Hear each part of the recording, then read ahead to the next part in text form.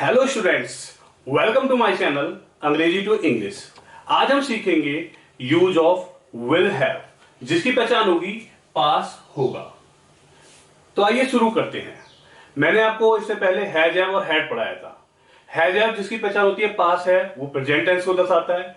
Use of had जिसकी पहचान हो जाती है पास था, वो पास्ट टेंस को दर्शाता है। अब विल हैव जो जिसकी पहचान होगी पास होगा, ये हमारा फ्यूचर टेंस को बताता है।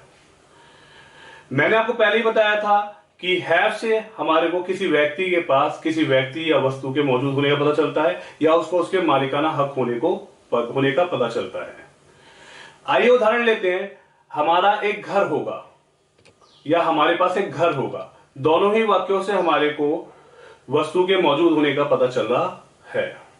अब इसका स्ट्रक्चर क्या होगा? सबसे पहले सब्जेक्ट, फिर विल हैव, फिर ऑब्जेक्ट। तो we will have a house.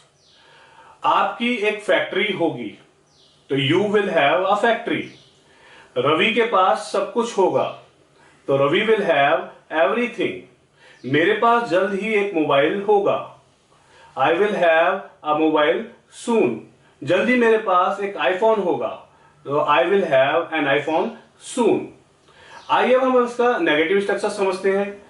जैसे सेंटेंस लेते हैं, आपके पास समय नहीं होगा, तो इसको हम किस प्रकार बनाएंगे? सबसे पहले सब्जेक्ट, फिर will have plus no plus object. तो you will have no time, या ऐसे हम दूसरे स्ट्रक्चर से भी बना सकते हैं, subject plus will not have plus object. तो you will not have time. उन्हें कोई शक नहीं होगा, तो they will have no doubt, या they will not have any doubt. मैं आपको पहले ही बता चुका हूं कि नो के बाद ए एन एनी का प्रयोग नहीं किया जाता है, वही बात हम यहां पर फॉलो कर रहे हैं। क्या उमेश के पास एक बाइक होगी? ये हो गया इसका इंटेरोगेटिव स्ट्रक्चर। क्या शुरू में आ गया? विल शुरू में, फिर सब्जेक्ट, फिर हैव, फिर ऑब्जेक्ट। तो will Umesh have a bike. क्या उनके पास पैसे होंगे? तो विल दे हैव मनी। अब आइए हम समझते हैं इसका इंटेरोगेटिव नेगेटिव स्ट्रक्चर। क्या आपके पास कोई कार नहीं होगी? क्या शुरू में आ गया? विल शुरू में, फिर सब्जेक्ट, फिर हैव, फिर नहीं के लिए नो, फिर ऑब्जेक्ट। तो will you have no car. इसी सेंटेंस को हम दूसरे तरीके से भी बना सकते हैं। सबसे पहले विल, फिर सब्जेक्ट, फिर नॉट, फिर हैव, फिर ऑब्जेक्ट। तो will you not have any car. दोनों में से कोई सा भी स्ट्रक्चर चुनिए, दोनों ही ठीक होते हैं। क्या उनको कोई समस्या नहीं होगी? तो will they have no problem, या फिर will they not have any problem. उनके पास क्या होगा? क्या वर्ड आ गया? डब्ल्यूएच वर्ड पहले, फिर विल, फिर सब्जेक्ट, फिर हैव, फिर ऑब्जेक्ट। तो क्या वो कहते हैं व्हाट विल, उनके यानी दे, पास के लिए हैव। तो what will they have. Ramesh के पास कौन सी बाइक होगी? कौन सी को कहते हैं विच, फिर बाइक साथ में आ जाएगा इसके, विल रमेश हैव। तो विच बाइक विल रमेश हैव। आइए अब हम इसका डब्ल्यूएच फैमिली नेगेटिव स्ट्रक्चर समझते हैं। उन्हें शक क्यों नहीं होगा? क्यों और नहीं। डब्ल्यूएच फैमिली वर्ड पहले, फिर विल, फिर सब्जेक्ट, फिर हैव, फिर नो, फिर ऑब्जेक्ट।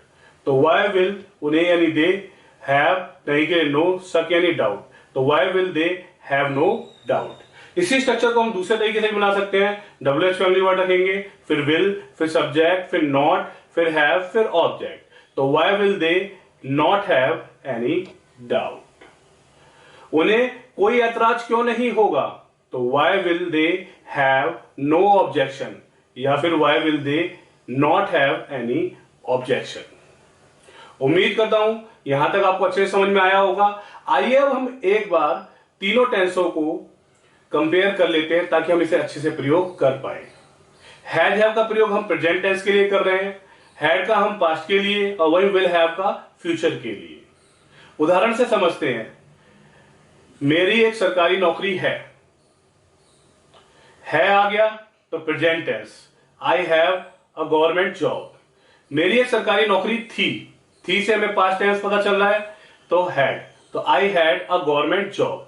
और मेरी एक सरकारी नौकरी होगी, तो I will have a government job. इसका हम नेगेटिव स्ट्रक्चर भी समझ लेते हैं। मेरे पास पैसे नहीं हैं, आई हैव नो मनी, मेरे पास पैसे नहीं थे। आई हैड नो मनी, और मेरे पास पैसे नहीं होंगे, तो I will have no money. अगर आप इन टेंसों की इसी प्रकार से प्रैक्टिस करेंगे तो ये आपको आसानी से समझ में भी आएंगे और आप इन्हें अच्छे से प्रयोग भी कर पाएंगे। ऐसी ही और वीडियोस के लिए बने रहिए हमारे चैनल के साथ। धन्यवाद।